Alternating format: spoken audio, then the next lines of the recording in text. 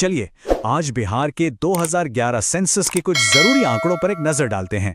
ये वो फैक्ट्स हैं जो एग्जाम्स के लिए बहुत काम के हैं।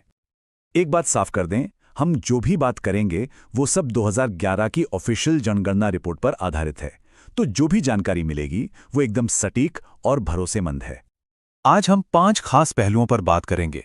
जनसंख्या में बिहार का रैंक क्या है, आबादी का घनत्व कितना है, साक्षरता दर, लिंगानुपात और आखिर में जिलों के कुछ दिलचस्प आंकड़ों को भी देखेंगे।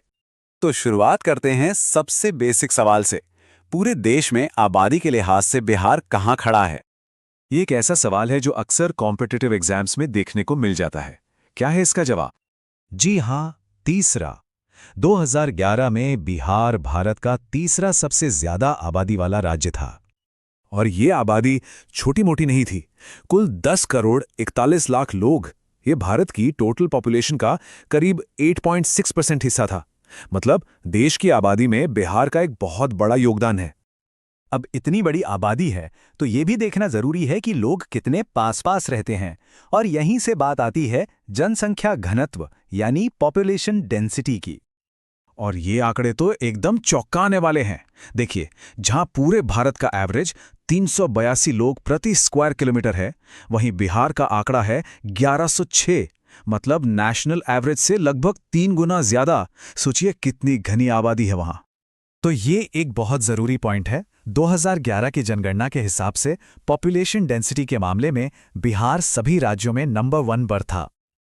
चलिए अब जरा पढ़ाई लिखाई की बात करते हैं, यानी कि साक्षरता दर पर एक नजर डालते हैं। देखिए, आंकड़े बताते हैं कि 2011 में बिहार की ओवरऑल लिटरेसी रेट 61.8% थी, जबकि देश का औसत 73% था। तो एक साफ गैप यहां दिखाई देता है। और अगर इसको और गहराई से देखें तो एक और बड़ी बात सामने आती है, वो है पुरुषों और महिलाओं की साक्षरता में अंतर। पुरुषों की दर थी 71.2%, लेकिन महिलाओं की सिर्फ 51.5%। ये लगभग 20% का बहुत बड़ा फर्क है। और इस पूरी तस्वीर में एक और अहम बात जुड़ जाती है। बिहार की लगभग 89% आबादी गांवों में रहती थी। जाहिर है, जब इतनी बड़ी आबादी ग्रामीण हो तो शिक्षा के विकास में अपनी अलग तरह की चुनौतियां होती हैं। अगला टॉपिक है लिंगानुपात यानी सेक्स रेशियो। ये किसी भी समाज के स्वास्थ्य और लैंगिक संतुलन को समझने का एक बहुत ही महत्वपूर्ण पैमाना है। बिहार का लिंगानुपात 918 था, मतलब हर 1000 पुरुषों पर 918 महिला हैं।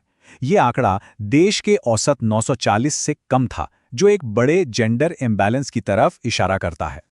हाँ, एक दिलचस्प बात यह थी कि ओवरऑल रेशियो भले ही 918 था, लेकिन 0 से 6 साल के बच्चों में यह रेशियो थोड़ा बेहतर होकर 935 था। और पूरे बिहार में सिर्फ 3 जिले ऐसे थे जिनका सेक्स रेशियो नेशनल एवरेज से ज्यादा था। अच्छा, अब तक हमने पूरे राज्य की बात की।